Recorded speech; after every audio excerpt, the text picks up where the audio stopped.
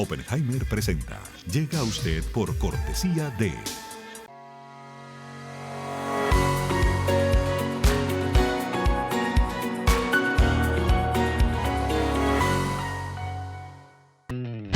UAD es más que una universidad. Es vivir una experiencia única de aprendizaje. Es tu tiempo de vivir. UAD Experience. ¿Sabías que según un estudio de la Universidad de Oxford, casi la mitad de los trabajos actuales podrían dejar de existir en 10 años? La inteligencia artificial llegó para quedarse. ¿Cómo te va a afectar la automatización? ¿Cuáles son los trabajos del futuro? Andrés Oppenheimer te lo cuenta en su nuevo libro, Sálvese quien pueda. Y no te quedes atrás. Encuéntralo en librerías.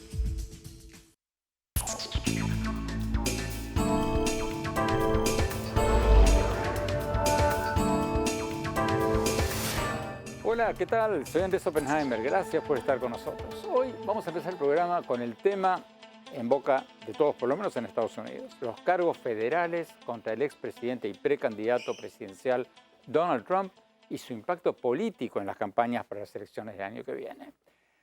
Todos estos cargos penales contra Trump, ¿lo están favoreciendo o perjudicando? ¿Lo están ayudando al ponerlo en los titulares todos los días y permitirle decir que es una supuesta víctima de una persecución política?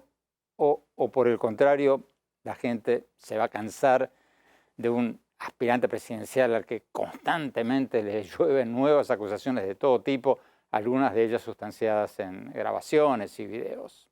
Hoy vamos a preguntarle a dos expertos cuán sólidos son los cargos contra Trump y si creen que el expresidente va a terminar preso o volviendo a la Casa Blanca. Vamos a tener con nosotros al profesor Juan Carlos Planas, profesor de Derecho de St. Thomas University en Miami y ex fiscal estatal de la Florida, y a Wendy Schiller, profesora de Ciencias Políticas de la Universidad de Brown. Y más tarde en el programa vamos a cambiar de tema. Vamos a hablar con un alto funcionario del Banco Mundial sobre los pronósticos económicos del Banco Mundial para América Latina en lo que resta de este año y el año que viene.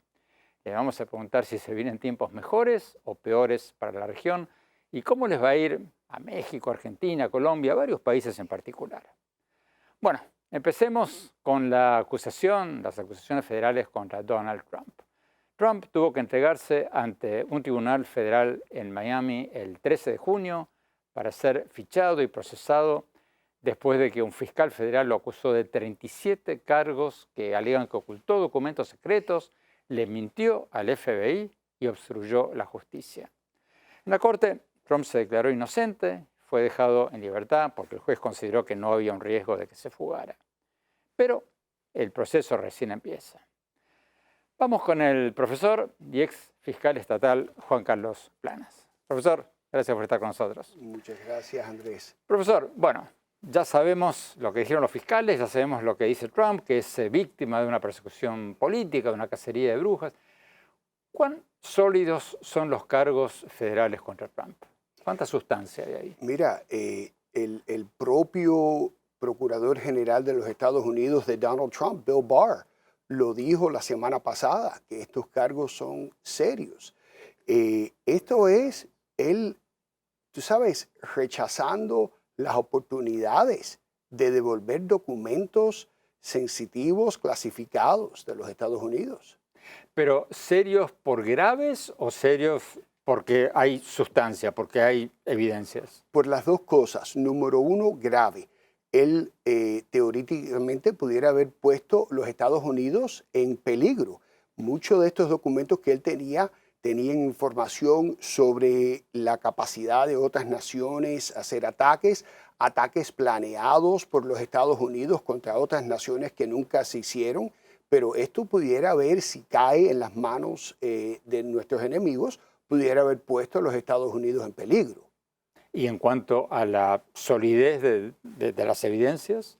Mira, uno de los cargos más serios en esto es él mienta a su propio abogado cuando él se lleva las cajas. Y hay diferenciaciones porque ahora los republicanos están acusando que Pence, que Biden también tomaron documentos. La diferencia es que ellos lo devolvieron.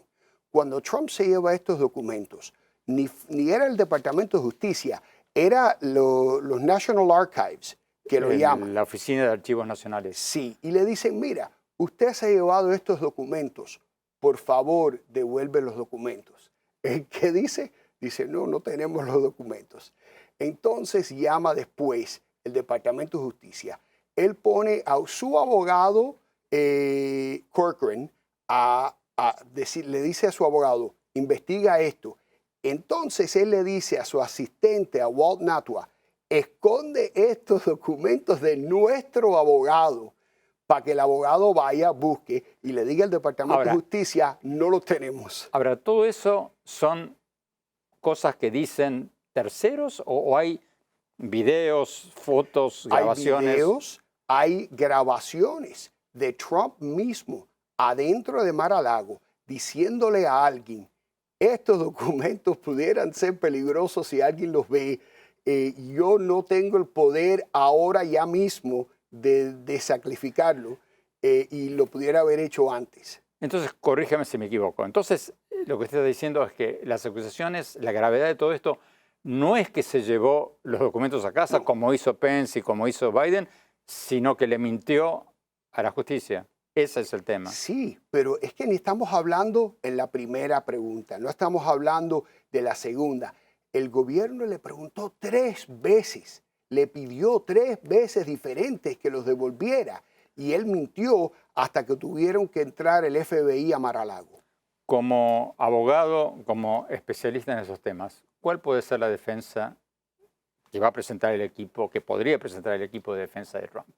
Mira, el problema que tiene Trump ahora es que ninguno de los abogados le ha gustado la defensa que él quiere tener. Él ha tenido problemas. Él estuvo este martes, él llegó el lunes, el encarcelamiento oficial fue el martes, pero el lunes mismo él estuvo entrevistando abogados y no pudo encontrar un abogado local. Pero ¿cuál podría ser la defensa? ¿Cómo podría defenderse él de estos cargos si es que hay videos y grabaciones? La defensa que él tiene ahora no va a trabajar, que es, como usted dijo, cacería de brujas, lo están tratando a él diferentemente. Si eso fuera el caso, él ya hubiera encontrado abogado.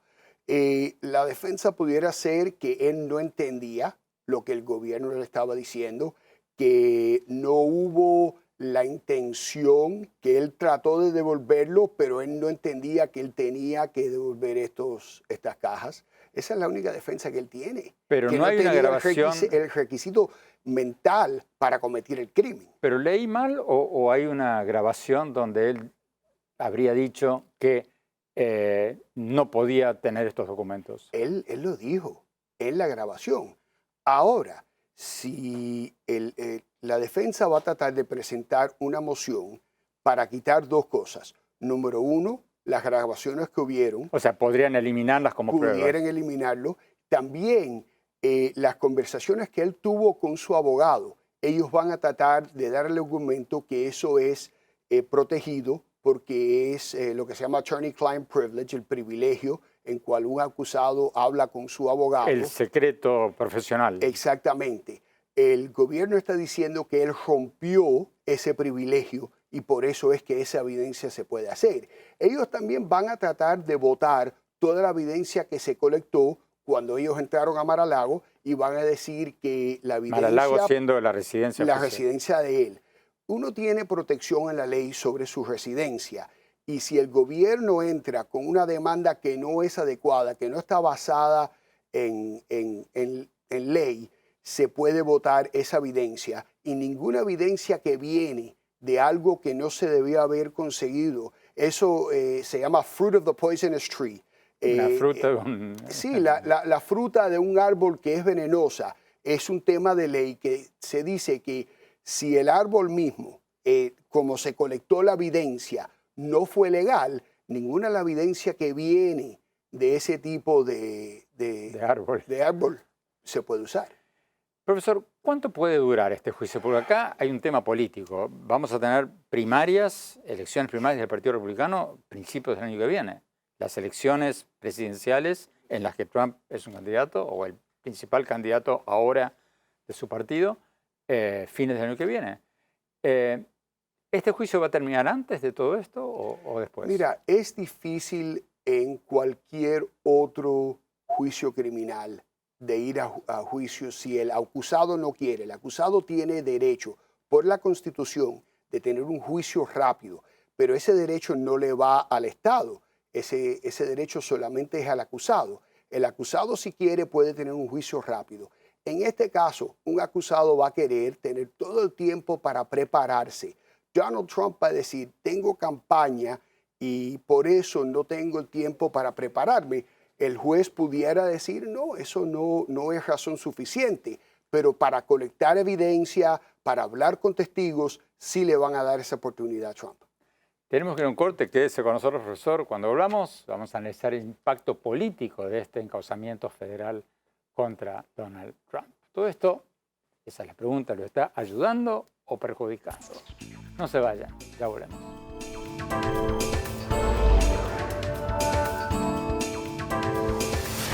Exclusiva residencias de lujo frente al mar en Miami. El nuevo desarrollo de Fortune International Group y Chateau Group. Una ubicación privilegiada con inmejorables vistas al mar y la ciudad. The St. Regis Residences, Sunny Isles Beach en Miami, es el lugar perfecto para una vida soñada. La impecable arquitectura y el refinado estilo de St. Regis, junto con los exclusivos servicios y amenidades, ofrecen una experiencia inigualable.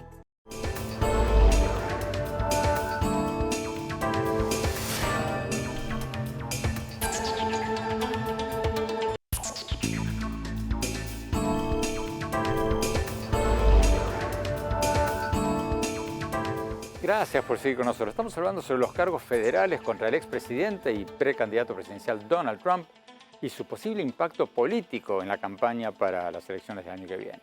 Todos estos cargos penales, ¿lo están favoreciendo al ponerlo en las primeras planas todos los días o lo están perjudicando?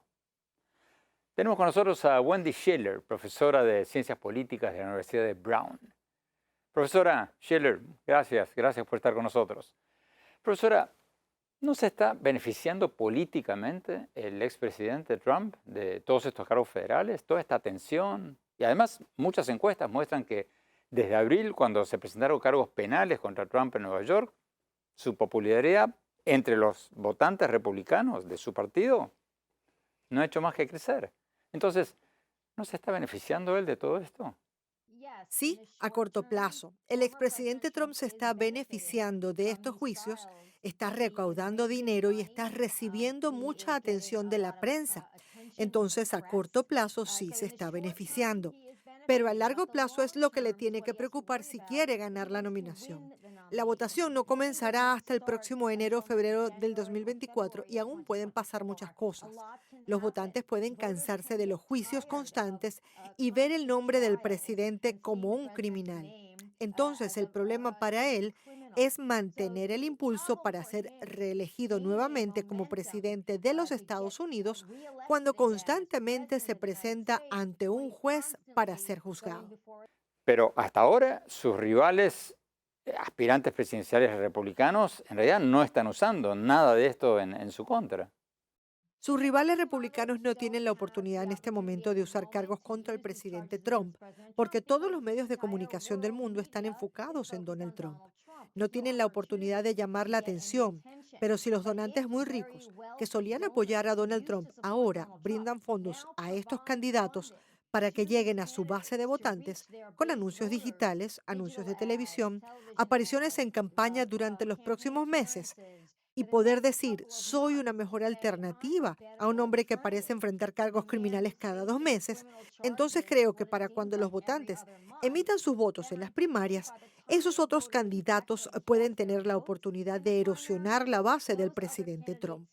¿Qué opina del argumento de que las acusaciones contra Trump son contraproducentes, que pueden exacerbar la polarización política y que lo mejor hubiera sido no hacer nada? ¿Qué dice de ese argumento?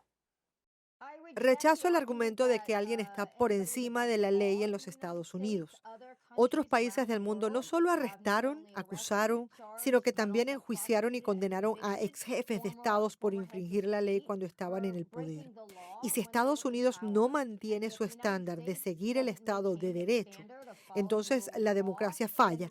Y no importa cuál sea el precio que se pague, cualquier presidente, ya sea republicano o demócrata, debe rendir cuentas por lo que hace en el cargo. Profesor Planas, ¿qué pasa con estos cargos federales contra Trump si él llega a ganar las elecciones? ¿Puede un presidente ser presidente estando condenado en el supuesto caso de que lo condenaran?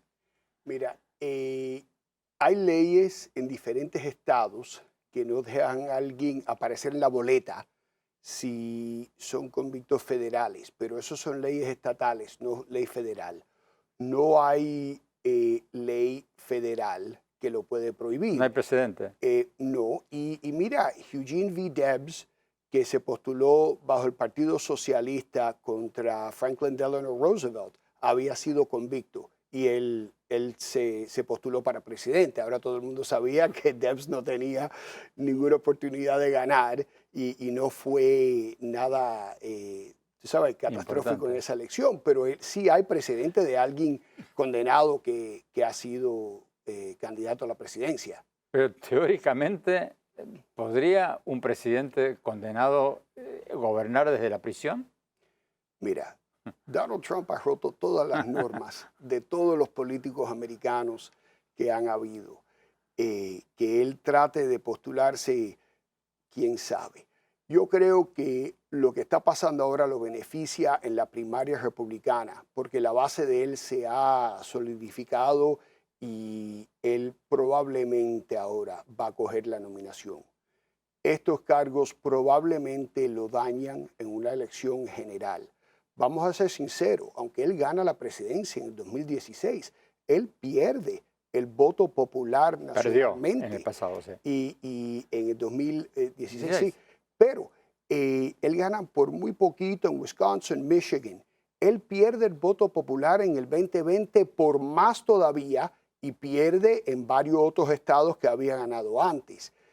Esto y lo que probablemente viene en Georgia sobre tratar de ilegalmente afectar los resultados de esa elección, lo que pudiera venir también de un jurado especial sobre el 10 de enero también lo puede dañar. Y creo que al fin daña su candidatura.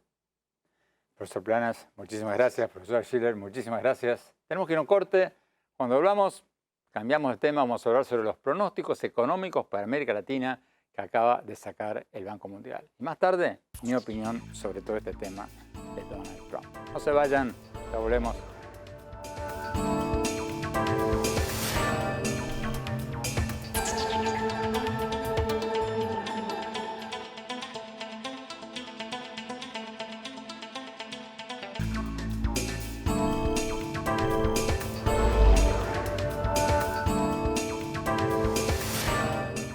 Gracias por seguir con nosotros. El Banco Mundial acaba de sacar sus nuevos pronósticos para la economía mundial y las economías de América Latina para lo que queda de este año y el año que viene. Y los pronósticos no son muy buenos. Dicen que el crecimiento de la economía mundial va a caer a un 2.1% este año y que el crecimiento económico regional de América Latina va a caer a un 1.5%. O sea, menos de lo que se esperaba. Tenemos con nosotros a Carlos Arteta, uno de los principales economistas del Banco Mundial y uno de los autores del estudio. Vamos a la entrevista.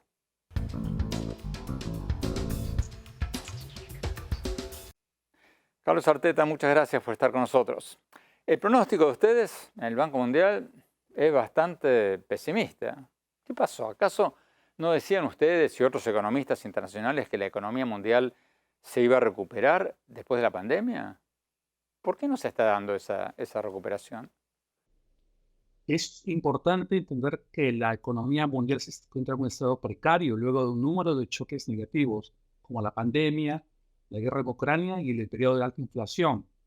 Hay cierto optimismo que teníamos a principios de año se ha desvanecido y ahora pensamos que la economía mundial va a desacelerarse notablemente en la segunda mitad de este año y el próximo año debido a la alta inflación y a las políticas monetarias restrictivas en todo el mundo. El nivel de amplitud, de aumento de las tasas de interés por los bancos centrales es mayor que lo que hemos visto en 40 años, porque la inflación ha sido la mayor que hemos visto en 40 años. Esta necesidad de aumentar tasas de interés para frenar la inflación tiene costos muy grandes y es por eso que prevemos que la economía mundial va a debilitarse a un ritmo de 2,1% este año. Para poner eso en contexto, ¿cómo compara ese 2,1% con el crecimiento mundial antes de la pandemia? Es bastante menor. En realidad, el crecimiento en el mundo, el crecimiento de las economías avanzadas, el crecimiento de las economías emergentes, el crecimiento en América Latina este año es bastante menor a lo que siguió durante la década anterior de la pandemia. Hay un párrafo en el pronóstico de ustedes en el Banco Mundial que me dejó helado. Dice que, abro comillas, en los países de ingresos bajos, en particular los más pobres, los daños son enormes. En más de un tercio de estos países, o sea, los países pobres, los ingresos per cápita en el 2024 seguirán siendo inferiores a los del 2019. Cierro comillas. Acaba la pregunta. ¿Por qué les va a ir peor a los países pobres que a los ricos?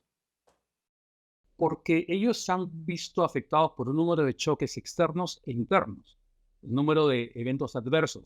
La pandemia fue devastadora para muchos países. El aumento de precios de alimentos y precios de energía, luego de la invasión de Ucrania, los ha afectado particularmente de manera severa. Las tasas de endeudamiento han aumentado muchísimo en el contexto de altas tasas de interés a nivel mundial. Y esto ha generado que muchos de estos países, cerca de la mitad de estos países, están en riesgo de caer en crisis de deuda. Esto también se ocurre en un contexto de conflictos, de inseguridad, de eventos climáticos adversos, lo que han conllevado a una situación muy delicada en los países más pobres. Hablemos de América Latina. ¿Qué pronóstico hacen ustedes en el Banco Mundial para la economía de América Latina? Se prevé que la economía regional de América Latina va a desacelerarse de un 3,7% el año pasado a un 1,5% este año.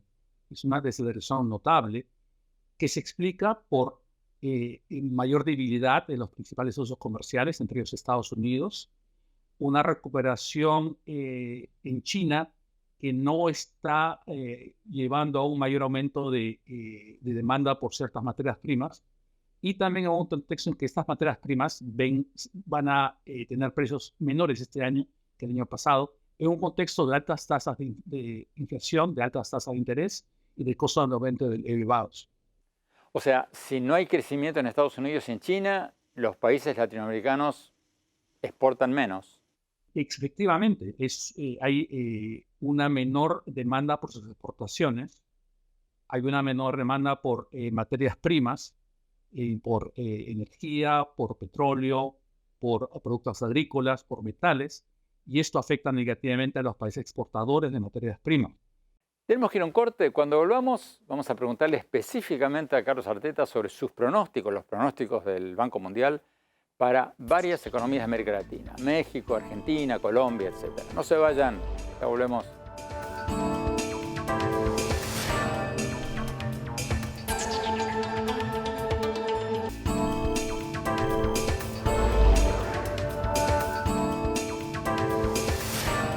Gracias por seguir con nosotros. Estamos hablando con Carlos Arteta, uno de los principales economistas del Banco Mundial.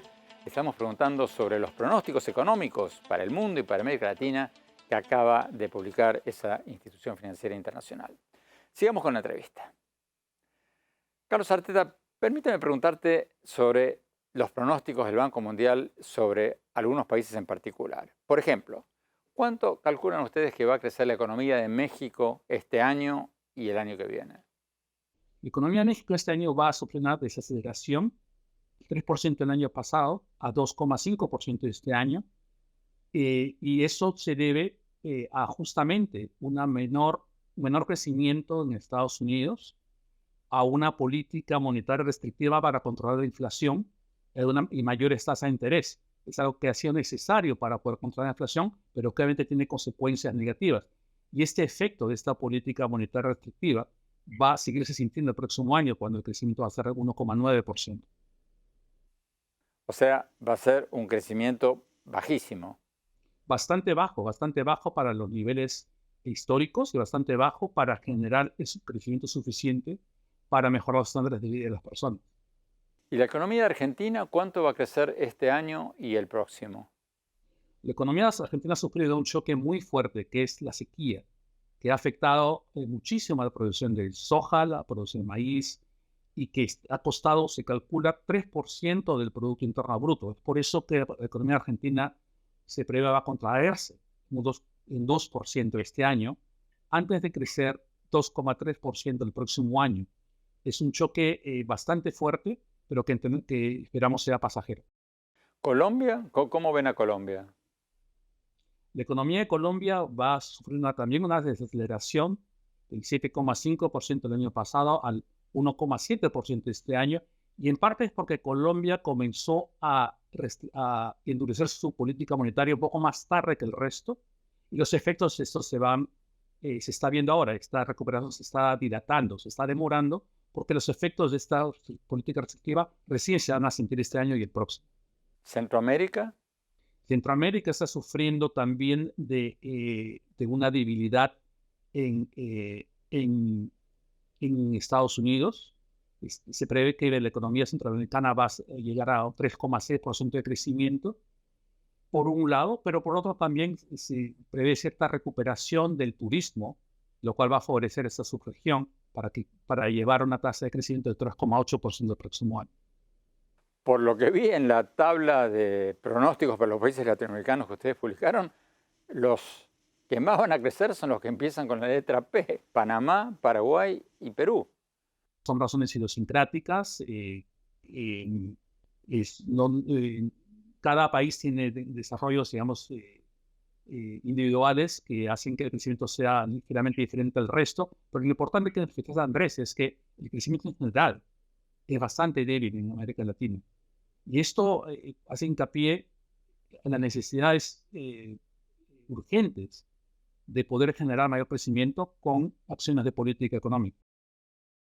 Bueno, por ahí iba mi próxima pregunta. ¿Cuál tendría que ser la primera prioridad para los países latinoamericanos?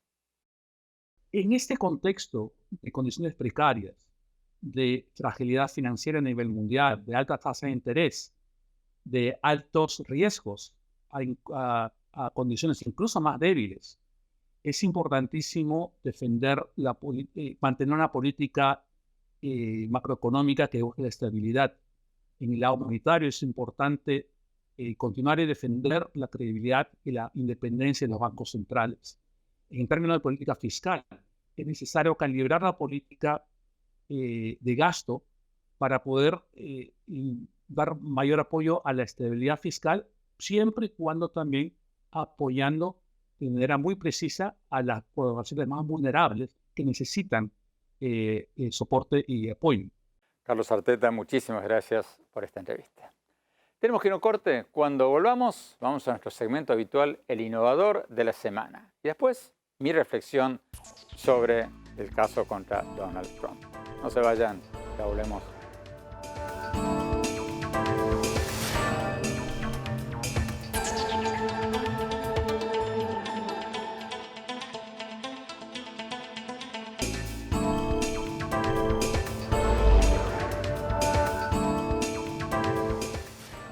Gracias por seguir con nosotros. Vamos a nuestro segmento habitual, El Innovador de la Semana. Hoy les vamos a presentar a Felipe Araya, el cofundador de Cima Robots, una empresa chilena que vende robots educativos para niños pequeños o con dificultades de aprendizaje. Cima, que en realidad es un software en un teléfono celular que se mete dentro de un muñequito con forma de robot, ya está siendo usado experimentalmente en escuelas de Israel, en hospitales de España, en Chile, en México, Argentina y varios otros países. Vamos a la entrevista. El Innovador de la Semana es presentado por falabella.com, un nuevo punto de partida. Felipe, muchas gracias por estar con nosotros. Felipe, ustedes describen a Cima como un asistente de inteligencia artificial para los estudiantes más pequeños y con necesidades especiales. Pero, ¿qué es Cima? ¿Es un robot o es un software o qué es? Qué buena pregunta. Cima nació como un robot, pero como nosotros para hacer esta tecnología accesible, hicimos un robot basado en una aplicación móvil. Entonces, realmente toda la inteligencia de Cima y toda la interfaz de interacción con las personas es una aplicación. Entonces, al final, Cima es una aplicación que tiene reconocimiento de voz, procesamiento de lenguaje natural, se conecta con inteligencia artificial y es que funciona como un asistente digital, pero también tienes la posibilidad de hacer un upgrade y conectarle un cuerpo robótico para que tenga vida y autonomía y pueda bailar con los niños, que es muy importante en estos años. O sea, es un teléfono celular que se puede meter dentro de un muñequito con forma de robot.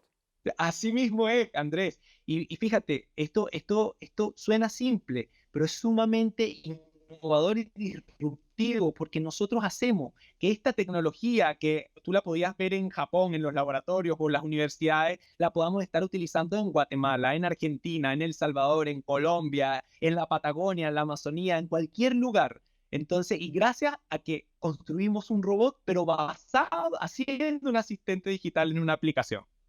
Pero dame, por favor, ejemplos concretos de qué puede hacer este robot, porque la página de internet de Cima Robot dice que motiva a los niños a aprender hablando y jugando. Dame un ejemplo, por favor.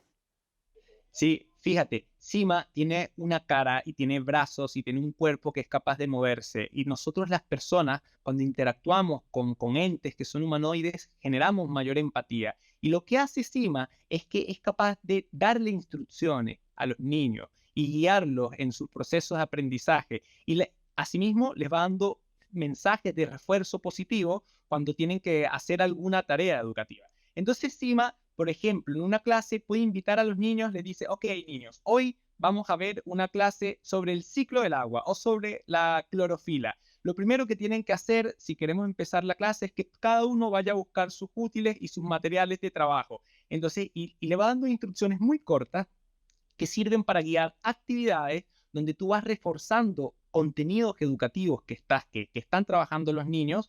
Pero, por ejemplo, ¿le puede enseñar matemáticas a los niños? Hoy día, una profesora agarra y le dice, Cima, generemos una actividad de matemáticas para enseñar los números primos, que por lo menos yo se lo estoy enseñando a mi hijo. Entonces Cima adapta, y para eso utilizamos esta inteligencia artificial generativa, adapta una actividad de los números primos donde los explica y donde es capaz de explicarlo, decirle a los estudiantes, mira, hoy te voy a explicar lo que son los números primos, que los números primos son los que se pueden dividir solamente entre uno y entre sí mismo, y les va dando y organiza toda la explicación de la actividad en instrucciones muy cortas. Y él va dando estas instrucciones muy cortas y va explicando y va mostrando imágenes en su barriga sobre lo que te está explicando. ¿Cuánto cuesta este software o este robot? Mira, el software nosotros lo vendemos las licencias para los colegios, cuesta alrededor de $360 el año por el grupo de estudiantes, entendiendo que a este grupo es al que se le van a asignar y personalizar todas las actividades. El robot Cima como tal cuesta $400 cuando lo quieren poner. Ya después de que el colegio adquiere la licencia, lleva el robot, que es este robot que tengo acá, mira, un cuerpo robótico, y cuesta $400. Cuéntanos brevemente tu historia, por favor, Felipe. ¿Cómo llegaste a fundar Cima? ¿Cómo fue? Bueno, yo soy ingeniero mecánico y siempre tuve una afición por los robots muy importante. Mi esposa, Virginia, ella es educadora con especialización en psicología social. Cuando nació nuestro primer hijo, yo quería construirle un robot que lo ayudara para hacer cosas. Y entonces él fue la inspiración. Aquí empecé a investigar sobre robots sociales, los japoneses, y cuando traté de importar uno para acá, a Chile, era demasiado costoso. Y entonces decidí empezar a construir uno como hobby y lo empezamos a llevar a los colegios y veíamos que los estudiantes enganchaban y armamos un modelo de negocio y decidimos montar una startup dedicada a la robótica social. Hoy día, incluso uno de nuestros inversionistas es japonés que quedó alucinado con lo que hemos hecho hasta ahora. Felipe Araya, muchísimas gracias. Muchísima suerte con Cima. El innovador de la semana es presentado por falabella.com. Un nuevo punto de partida. Tenemos que ir a un corte. Cuando volvamos, mi reflexión sobre los cargos penales contra Donald Trump. No se vayan, ya volvemos.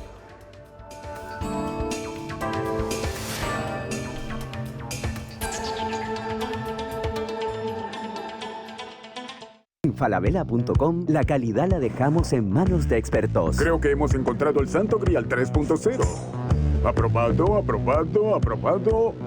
Caracoles. Miles de marcas, miles de emprendedores, la mejor calidad. Me encanta. Todo lo que necesitas está en el nuevo falabella.com. Descarga la app.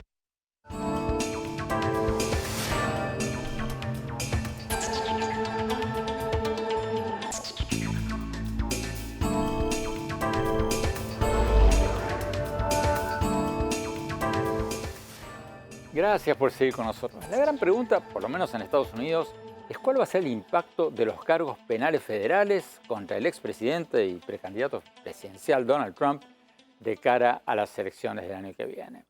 Trump dice que está siendo víctima de una persecución política. Él argumenta que el propio presidente Biden y el ex vicepresidente Mike Pence también se llevaron documentos secretos y no les pasó nada. Entonces Trump dice que él es una víctima de una persecución política, de una cacería de brujas.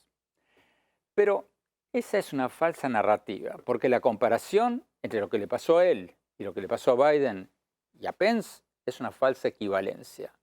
Lo que Trump no está diciendo es que el grueso de los cargos federales contra él no son por haberse llevado documentos secretos a su casa. Son por obstaculizar la justicia y mentirle al FBI después de que le pidieron que devolviera esos documentos. Es una gran diferencia. Cuando le pidieron a Biden y a Pence que devolvieran los documentos, lo hicieron de inmediato y colaboraron con la investigación y ahí se acabó la historia. Y lo mismo hubiera sido con Trump. Pero según los cargos federales contra Trump, Trump sí al principio entregó algunos documentos, pero se quedó con cientos de otros y le pidió a sus abogados que le mintieran al FBI diciendo que no tenía más documentos secretos. Y cuando le hicieron una redada a su residencia, bueno, encontraron cajas y cajas y cajas de documentos secretos. Los cargos que se presentaron contra Trump son por los documentos con los que se quedó después de decir que ya había entregado todos. Por mentir. Entonces, si hay videos y grabaciones mostrando que Trump sabía que todavía tenía documentos secretos y le mintió a la justicia, la pregunta no tendría que ser si se justifican los cargos contra Trump. La pregunta tendría que ser cómo podría justificarse no presentar cargos contra él. O sea, ¿con qué cara los fiscales federales podrían no presentar cargos federales contra Trump? Porque eso sería decir que hay una justicia para los ricos y los poderosos y otra para la gente común y corriente. Porque hay mucha gente presa por cosas mucho menores de las que se acusa al expresidente Trump. Entonces, claro, toda persona es inocente hasta que se la demuestre culpable. Pero al mismo tiempo, toda persona debe ser tratada con la misma vara. Si uno no cree en eso, no cree en la democracia ni en la justicia. Bueno, se nos acabó el tiempo. Los invito a visitar mi página de internet, andresopenheimer.com. Síganme en mi Twitter, @OppenheimerA, en mi página de Facebook, Andrés Oppenheimer, y en mi cuenta de Instagram, Andrés Oppenheimer Oficial. Gracias por acompañarnos. Hasta la semana próxima.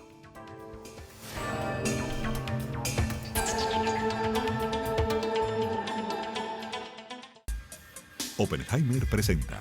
Llega a usted por cortesía de...